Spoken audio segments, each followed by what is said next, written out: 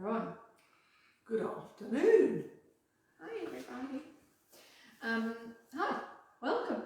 We are back. By popular demand, I'm mad. Not. So if anyone is there listening, join us, wave, give us a thumbs up, ask us a question, it's fine. We're here to talk. So we have got a subject that we're going to talk to you about, but your questions can be related to anything. Yeah, absolutely. Fine. Antenatal, postnatal, we'll attempt all questions. We might not know everything, but we'll know where to signpost you if we can't answer it. That's the deal. Yes, exactly. We're in my house today. So, we're going to talk to you about... Oh, we have one person. Awesome. That's a start. Hi, whoever that is. On here, you can't see who it is. Normally it says so-and-so's joined, but it doesn't. Oh, that's what I was going to do. I was going to watch it on my little laptop down here. Okay, so we are talking about your 6 to 8 week postnatal check, and the main reason that I wanted to talk about this is because we did postnatal group on Tuesday morning, and the mums that I had there basically said that their babies were booked in for their 6 to 8 week check, which is amazing, but they weren't, and I think it's a real, I'm going to use the word disgrace, isn't it? Isn't it though? Yeah, it is. It's important. It's an important check. It's massively important. So when you've had a baby, as many of you will know, it changes your body, and not just your tummy. It's not just your tummy that gets big. It can change your emotions. It can change your pelvic floor. It can change the way you go to the toilet. It can change your tummy muscles. It can change your boobs. So many things, and that should really get reviewed at 6 to 8 weeks after you've had a baby, once your body's fully healed, and it's not being. So before COVID, you would pop to your GP, and every GP would be different. Some GPs would do a really thorough check of you, mentally and physically. Other GPs, it'd be a really quick conversation. So that's very uneven. Do you know what they do in France? Right. So in France, I just love their model.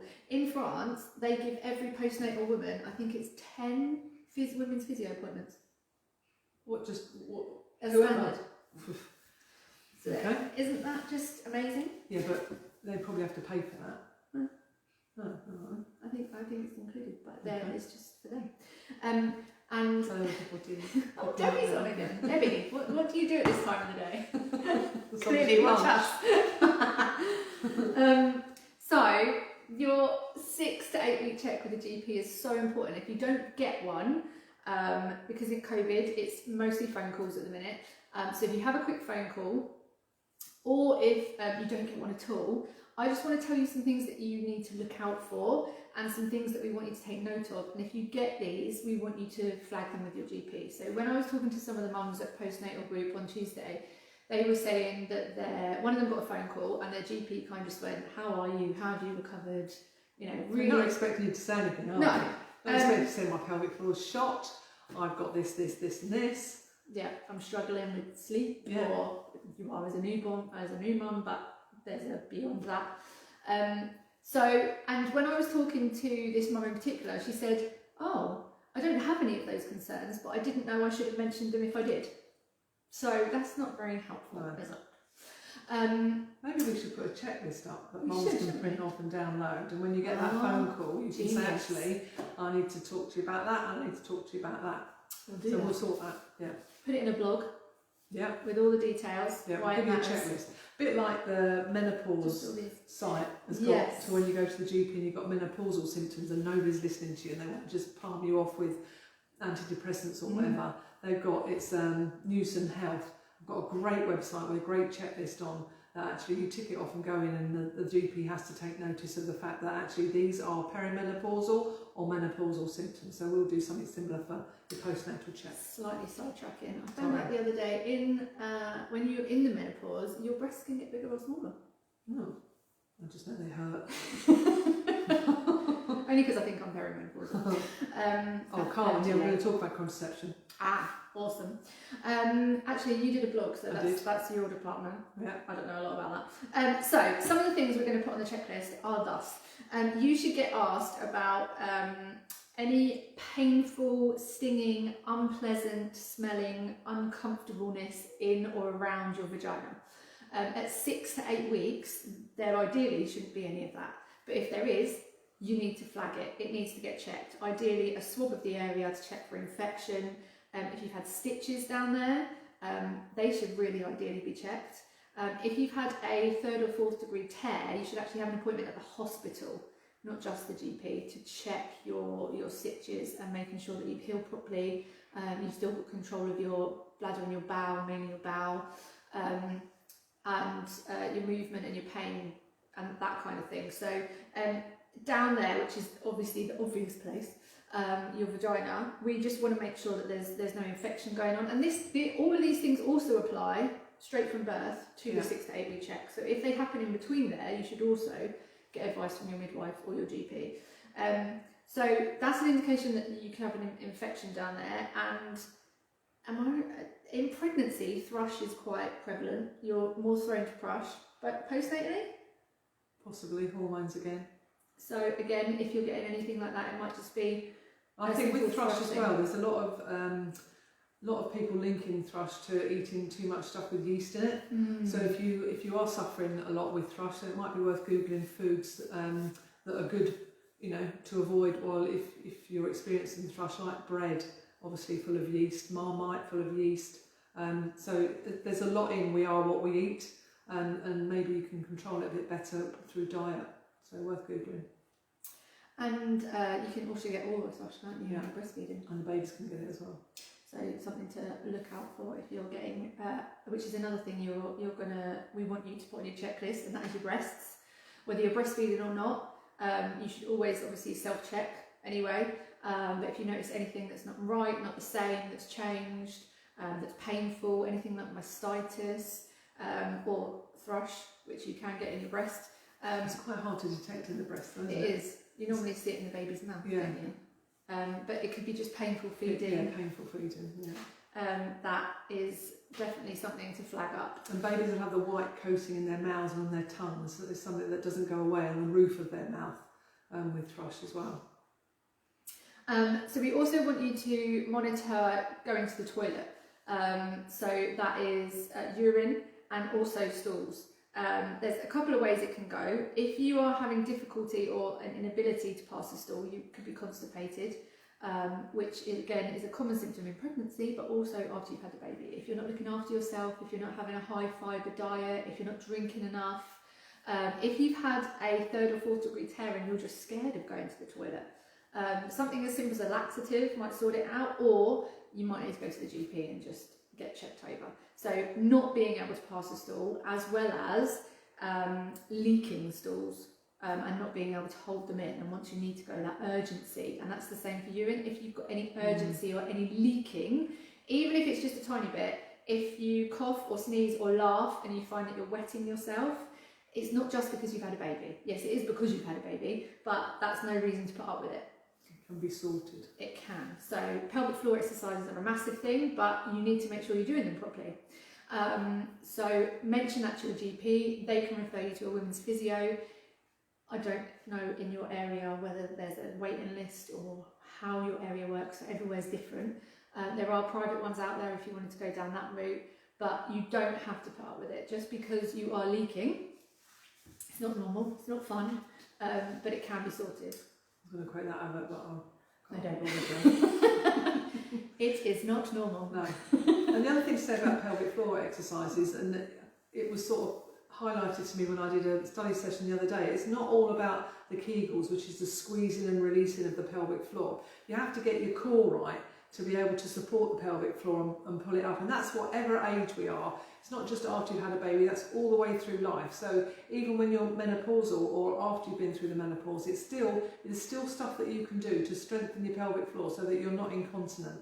But it is about strengthening that core set of muscles, not just doing the squeezes and releases. That on its own isn't good enough. So there's loads of Pilates classes and stuff out there that you can get onto, or if it's really bad, see the GP and hopefully get you a physio referral. There's also a really good website that escapes me right now, but we'll put it in the link below.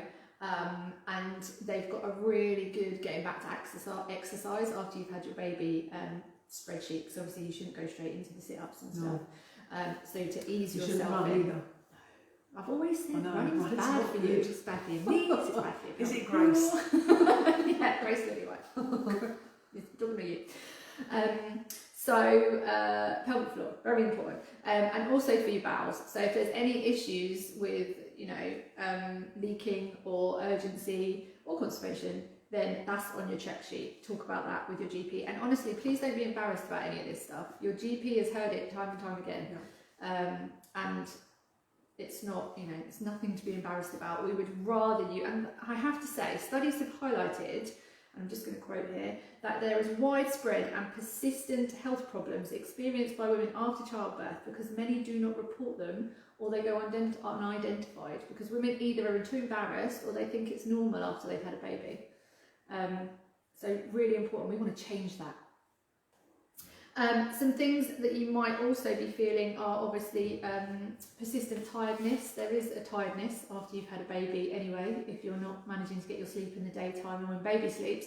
But we're talking a more than that tiredness. Literally, you walk up and down the stairs and you become breathless, or you get a little bit dizzy, or you just palpitations. Yeah, sometimes that's the sign of anemia, and you need a blood test to rule that one out. So that's something that you need to flag up. Backache is something that lots of postnatal women get, and if you've had an epidural, lots of women put it down to that, but we can assure you that that is not the reason. The main reason that women get backache is posture. So it's the position that you've been, yeah, we better sit up. See how much taller you get when you sit up. Especially when you have an epidural, you can't feel if you're in a bad in a bad position. You stay in that position for sometimes hours. So it's the position that you've adopted during your labour, your birth, or postnatally when you're breastfeeding. Because how many of you hunch over to breastfeed? All the time. All the time. So backache and shoulder pain and neck ache is something. And if it's persistent, then again, just raise that with your doctor. But do think about your posture. She says as she's sitting.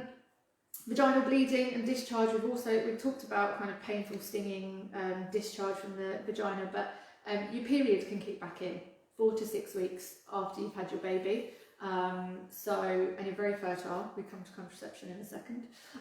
So you can sometimes kind of stop the bleeding that you've experienced after birth, and then a couple of days or weeks later your bleeding can kick back in, and that's your period. So that's really normal, but if you've got any concerns about it, if it's unusually heavy for you or it's unusually painful, then again just tell your GP. If you've had blood pressure issues during the pregnancy or you're on medication after you've had baby, you do need to get your blood pressure checked. If you've got a machine at home yourself, I know that some GPs are asking mums to do it themselves and just read them the numbers, which is great if you've got a blood pressure machine, but if you haven't, you're a bit stuck. We talked about your healing of your stitches, so whether that's on your perineum, so if it's a tear or an appease, or your C-section, that ideally should be reviewed. And talking of your tummy, checking that your muscles have knitted back together, and making sure that that's all healed properly is something. Weighing you, I know none of us like to talk about our weight. I definitely don't at the moment. COVID pounds still coming off. COVID plump. But weighing yourself is really important. Making sure that you haven't lost too much, or that you're gaining too much, and that you're a nice healthy weight.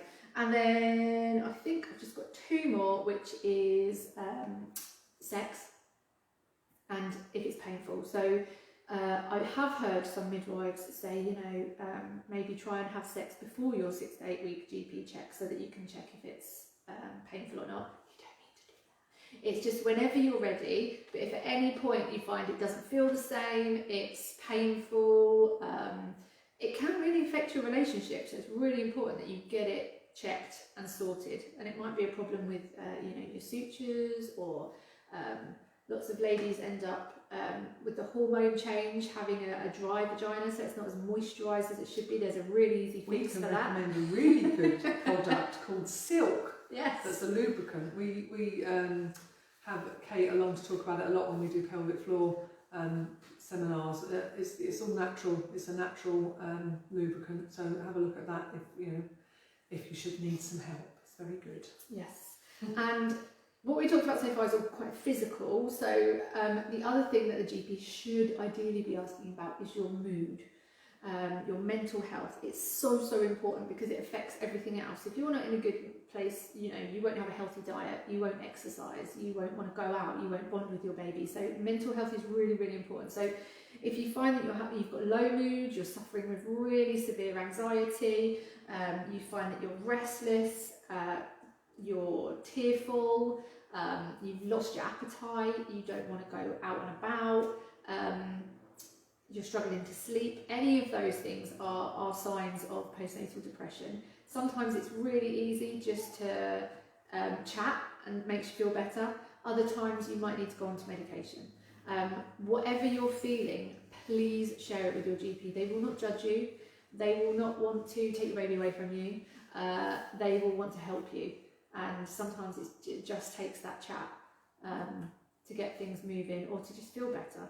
I think it's difficult in this present time, isn't it? Because there aren't a lot of mother and baby groups and stuff that are going on. Because by attending those, it really does make you realise that actually what I'm feeling is completely normal because everybody else is starting to talk about it as well. Or there's no talk about it and makes you think, well, actually, perhaps what I'm feeling is not normal. So this is where the walking and talking groups come in, to their own. And there's nothing stopping you coming onto our walking and talking group, going on the WhatsApp and sorting a group out for yourself. For 3 or 4 months to go for a stroll around the park, or it really does help. The exercise, the fresh air, and the just chatting makes you feel that you're not on your own. You can feel quite isolated in these present times when you've had a new baby, especially if your partner's gone back to work, you don't feel confident going out and haven't fed while you've been out before, and all that sort of stuff. So yeah, it is your mental health's really important because you're the caregiver. You're the one that's looking after your bub, so you've got to feel the best that you can. So yeah. And the support's not there as it would be normally with COVID. No. You can't have the number of people around you that you would normally have, and the people popping in and out that you would normally have. If, like we have, lots of mums have family abroad, they obviously can't always come over, they can't go there. It's just... Mind you, for some mums it's been a blessing, hasn't it? Well, yeah, it's true. Because some people come in and you don't want to do it that way, you want to do it this way. Have you tried this? Have you tried that? Those of you that have experienced that will know exactly what I'm talking about. So that can be pressure in itself, making you feel that you're not adequate and you're not doing it the way that you should be doing it. There is, as long as you're safe and baby's safe, just say yes to everything and then do whatever fits in with you best. That's the best way to do it. So around about that 6 to 8 weeks, there'll be another check on baby. And it'll be a repeat of what you've had done in the hospital before you came home. So it's part of the newborn infant physical examination. So the GP again will check the baby's hips to do that examination to make sure that there's no clunky hips, clicky hips. So again, it's important for you to tell the GP while they're doing this if you've got any family history of any hip problems. Now look into the baby's eyes with a light to make sure that there's no cataracts there. When you take a picture of somebody and you can see the red eye, that's a healthy eye. Somebody on Facebook a while back actually looked at a picture of a baby and there was a white bit, not a red bit. Took the baby to the GP and the baby did have a real problem with the eye. That's what we're looking for, the red reflex when we do the shine in the torch in the eyes, just to make sure there's no cataracts. So we listen to baby's heart to make sure there's no murmurs there again, so the GP will do that as well. Have a quick feel of the tongue to make sure that we can't feel any of the major organs, as I said, the hips. Little boys, we just give a little squeak of the scrotum just to make sure that the testes are down, and have a quick feel of the spine and the back. And the GP again should use that appointment as an education tool as well to ask you about, happy with safe sleeping, how's the feeding going. So at the moment, the babies are getting the 6 to 8 week check because it slides in with their immunisations as well, so that's all good. It just seems at the moment that it's you mums that are missing out on getting that 6 to 8 week appointment. We've got a question there from Carmen about contraception. Yeah, I'm going to leave that one to you. When is the best time after giving birth to think about contraception? Well, the thing is, as Emma said about your period, you don't know when you're ovulating from having getting rid of the pregnancy bleed, if you like, or afterbirth bleed, to going into your period. So you have no idea when you're ovulating, and women still get pregnant really early after having their first baby because they're not using contraception in that period of time. So if you look at the stuff that's been going up on the Expected in 2020, we do a contraception one each week at the moment, and we've looked at the coil, and I think the next one's on condoms. I would highly recommend that you have some condoms indoors. Everybody says when we discharge them from community, we talk about sexual intercourse, like, that is never happening again. He's not coming anywhere near me. Reality is, girls, it does happen. It seriously does happen. And if you have a caesarean section with no stitches down below, you're probably going to feel, you know, like resuming sexual intercourse much sooner than somebody's got stitches that's healing down there. So it does happen. So if you've got condoms readily available, that's great. But you know, you can look at things that you can have really quite early on, depending on how you're feeding, like the injection, like the coil. You can have that fitted within 48 hours of having your baby. The thought of having that done, I have to say, in that first 48 hours is just like, no way. But there's loads of stuff out there, as we said, implant, injection, around about 6 weeks, and see, that's another thing that you should be talking about at that appointment. How you're going to control, you know, the contraception and your plans. You've got family planning clinics. I presume they're up and running again. Otherwise, we're going to have a mass of women coming through pregnant. COVID babies. Absolutely. So for me, that would be the place to go, your family planning clinic, especially if you're looking at a coil. You want somebody that's proficient in fitting those, and implants as well, and obviously the injection. But you have the choice of your nurses at the GP surgery. But that is a conversation for around 6 to 8 weeks. But in the meantime, condoms indoors, unless you want something more permanent before that time. But you should be able to see the nurse or the family planning nurse to discuss that. But keep an eye on the Expect in 2020 flip back. Tells you all about IUDs and IUSs. So the coil, basically. On the main page, yeah. They're one of the main people. And there was one every, I think we've got 2 up, 1 more to come maybe. So yeah, good question. The thing you've got to consider as well is if you're breastfeeding still, there's some contraceptions that you can have and some that you can't, because otherwise it will affect your breast milk supply. So that's why it's really important to just have a quick chat with the GP about what you'd like to do and when's the right time to do it and what to go on when. Yeah, and it depends what gap you want between your babies. You might want another one. Absolutely. And there are still women, as we said, come back for that 6 to 8 week GP appointment, just pregnant again. It's just like, oh my word, what would you say? Someone's going, yes. I go, oh my god. You've got babies that are 10 months apart. Yeah.